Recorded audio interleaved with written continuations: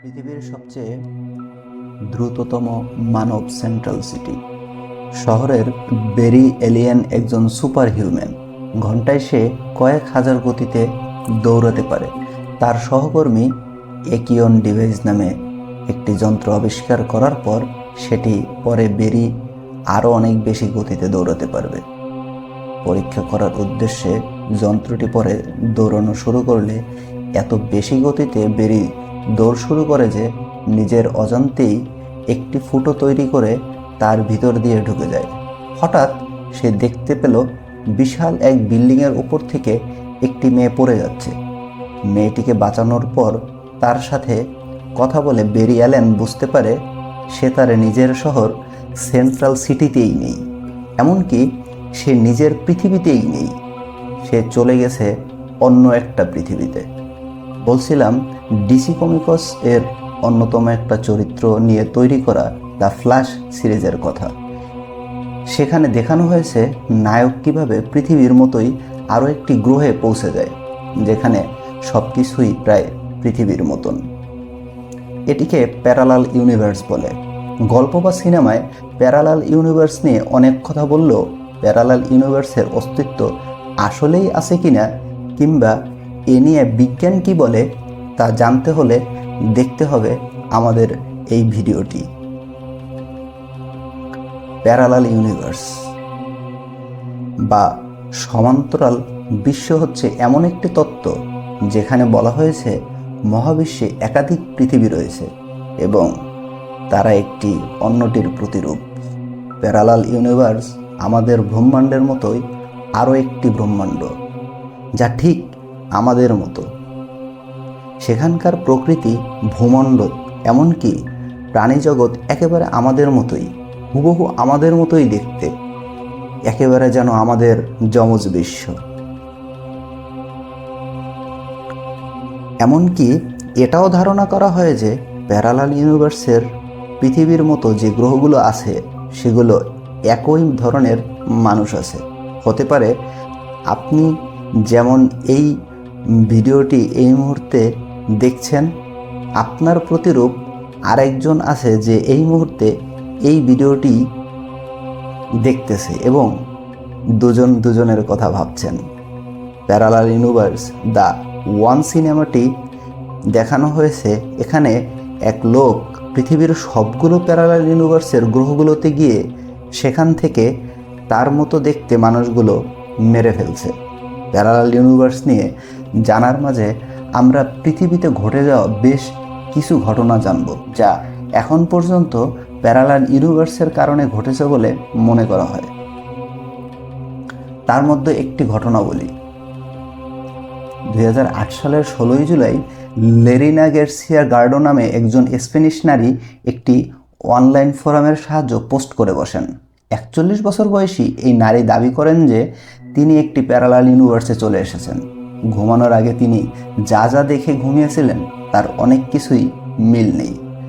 সেগুলো যত ছোট ছোট ব্যাপারই হোক না কেন, তিনি বিশ্বাস করতে শুরু করেন যে তার নিজের ইউনিভার্সে নেই, তিনি চলে এসেছেন প্যারালাল ইউনিভার্সে। তার কাহিনীটি হচ্ছে এরকম।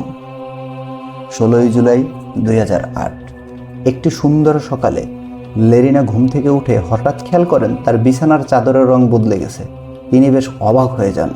বিষয়টি যৌক্তিক কিনা ব্যাখ্যা না পেয়ে তিনি খানিকটা ভ্রু কোঁচকানো অবস্থাতেই তার অফিসের জন্য বের হলেন। লেরিনা এই অফিসে শেষ 20 বছর ধরে চাকরি করেন। বাসার সামনে যেখানে লেরিনা গাড়ি পার্কিং করে রেখেছিলেন ঠিক সেখানেই গাড়িটি রাখা আছে। উনি গাড়িতে উঠে বসেই অফিসের উদ্দেশ্যে রওনা দিলেন। এখন যে অ্যাপার্টমেন্টে তিনি আছেন সেটিতে ওঠার পর গত 7 বছর থেকে উনি এই রাস্তাতেই যাতায়াত করছেন। অফিসে পৌঁছানোর আগ পর্যন্ত তার কাছে সব কিছু স্বাভাবিকই মনে হচ্ছিল, কিন্তু ঝামেলারও শুরু অফিসে পৌঁছানোর পর। লেরিনা তার অফিসে ঢুকে বেশ কিছু অপরিচিত মানুষকে দেখতে পান। বিষয়টি গুরুত্ব না দিয়ে এগিয়ে গিয়ে তিনি বেশ বড়সড় একটি ধাক্কা খেলেন। অফিসে তার নিজের রুমের দরজার বাইরে অন্য একজনের নামের ট্যাগ লাগানো। তিনি ভাবলেন অন্য কোনো তলায় চলে এসেছেন কিনা, কিন্তু ঠিক তলাতেই আছেন। নিশ্চিত হওয়ার পর তিনি পাশের ডিপার্টমেন্টে উঁকি মেরে দেখতে গিয়ে টের পেলেন সেখানে তার নামের ট্যাগ লাগানো হয়েছে। লেরিনা হতবাক হয়ে ভাবলেন, 20 বছর ধরে এত সততার সাথে চাকরি করার পরেও তাকে বরখাস্ত করে অন্য জায়গায় পাঠানো হলো, অথচ তাকে কিছু বলা হয়নি। তিনি তার ল্যাপটপ বের করে কোম্পানির ওয়েবসাইটে গিয়ে দেখলেন তার নাম লিস্টে আছে ঠিকই, কিন্তু অন্য একজন ম্যানেজারের অধীনে। ওয়েবসাইটের তথ্য অনুযায়ী লেরিনা সেখানে কাজ করেন, অথচ লেরিনা কখনো ওই ডিপার্টমেন্টে কিংবা ম্যানেজারের অধীনে কাজই করেননি। তারপর তিনি তার সাথে থাকা ক্রেডিট কার্ড, ড্রাইভিং লাইসেন্স এবং তার অফিসের আইডি কার্ড বের করে চেক করেন, কিন্তু সেখানে সব কিছু ঠিকঠাকই ছিল। একই নাম, একই ছবি এবং একই বাসার ঠিকানা ছিল সবগুলো কার্ডে। তারপর তিনি ভাবতে শুরু করলেন, সব তথ্য ঠিকঠাক থাকা সত্ত্বেও সব কিছু কেন অপরিচিত লাগছিল। তিনি ভাবলেন, হয়তো সকালের ঘটনাটি নিয়ে বেশি মাথা ঘামানোর কারণে তিনি ক্লান্ত হয়ে পড়েছেন, আর তাই তার কাছে সব কিছু এলোমেলো এবং অপরিচিত লাগছে। তাই লেরিনা একদিন বিশ্রাম নিলেন এবং পরের দিন ডাক্তারের কাছে যাবেন বলে মনস্থির করলেন। পরের দিন তিনি ডাক্তারের কাছে গেলেন। ডাক্তারকে সব কিছু খুলে বলার পরে ডাক্তার পরীক্ষা করে দেখলেন লেরিনার মাদকাসক্ত কিনা, কিন্তু পরীক্ষার রিপোর্ট তার মাদকাসক্ত হওয়ার কোনো প্রমাণ পাওয়া যায়নি।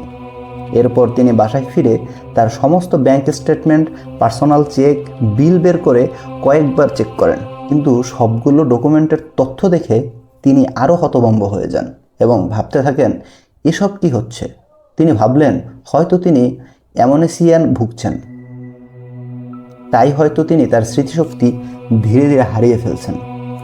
এজন্য লেরিনা একজন মনোবিজ্ঞানীর কাছে যান, যাতে করে জানতে পারেন তার কোনো মানসিক সমস্যা হচ্ছে কিনা। কিন্তু অনেক পরীক্ষা নিরীক্ষার পরেও লেরিনা কোনো মানসিক সমস্যা ধরা পড়েনি। লেরিনা এই বিষয়গুলো তার নতুন বন্ধু অগাস্টিনকে জানাতে চাইলেন। অগাস্টিনের সাথে তিনি গত 4 মাস থেকে নিয়মিত কথা বলছেন।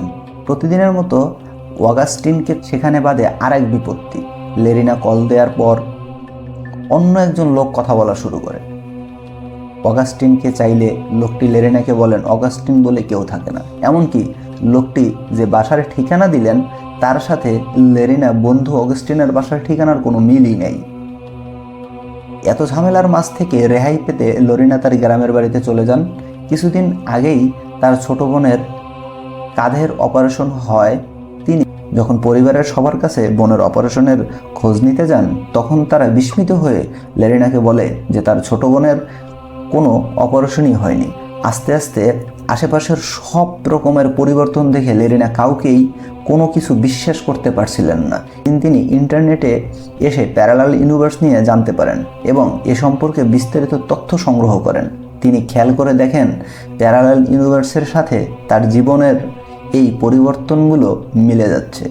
শেষমেশ তিনি তার ব্যাপার অনলাইনে পোস্ট করে, যেটি সমগ্র বিশ্বের বড় ওয়েবসাইট ও পত্রপত্রিকাগুলোতে প্রকাশ করা হয়। লেরিনার পোস্টের পরে সবার মাঝেই প্রশ্ন জেগেছিল যে লেরিনা আসলেই প্যারালাল ইউনিভার্স থেকে এসেছিলেন কিনা। প্যারালাল ইউনিভার্স বা অন্যগুলো ইউনিভার্সের মিলে যে মাল্টিভার্সের তথ্য, এসব কথা উঠছেই প্রথম কোয়ান্টাম মেকানিক্সের হাত ধরে। কিন্তু কোয়ান্টাম মেকানিক্সের কঠিন কথা বোঝার মতো ডিগ্রি আমাদের অনেকেরই নেই। কোয়ান্টাম মেকানিক্স একটি গোপন ফাঁস। পদার্থবিদরা ছবি পছন্দ করেন। সত্যি বলতে কোয়ান্টাম মেকানিক্সের শতকরা 80 হচ্ছে একের পর এক ছবি এঁকে সময়ের সাথে কোনো কিছুর পরিবর্তন দেখানো। মজার ব্যাপার হচ্ছে তারা এগুলোর সাথে বিশেষ চিহ্ন যোগ করে দেন, যেগুলো কেট বলে। সবশেষে সবচেয়ে গুরুত্বপূর্ণ ও চমকপ্রদ প্রশ্নের উত্তর, প্যারালাল ইউনিভার্স সত্যি ভ্রমণ করা সম্ভব কিনা। উত্তর, তাত্ত্বিকভাবে সম্ভব, তবে তার জন্য দুটি জিনিসের প্রয়োজন। 1, ভিন্ন মাত্রার অধিগমনের সক্ষমতা অর্জন। 2, ওয়ার্মহোলের মধ্য দিয়ে অতিভ্রমণের মাধ্যমে প্যারালাল ইউনিভার্সে যাত্রা। তবে পদার্থবিজ্ঞান যেহেতু আজ অবধি আমাদের এই দুইটির কোনোটিই কোনো রূপ বাস্তবে সম্ভাবনা দেখাতে সক্ষম হয়নি, তাই ধরে নিচ্ছে আপাতত আমাদের এই প্যারালাল ইউনিভার্স বা মাল্টিভার্স ভ্রমণ করা সম্ভব হচ্ছে না। এই ভিডিওটি দেখার পরে ভিউয়ার্সদের যেরকম আফসোস হচ্ছে, হয়তোবা অন্য একজন মানুষও ঠিক একই সময়ে একইভাবে অন্য এক মহাবিশ্বে বসে একই ভিডিওটি দেখছেন আর প্যারালাল ইউনিভার্স দেখা পাবেন না বলে আফসোস করছেন। Thank you for watching. Take care. Bye by.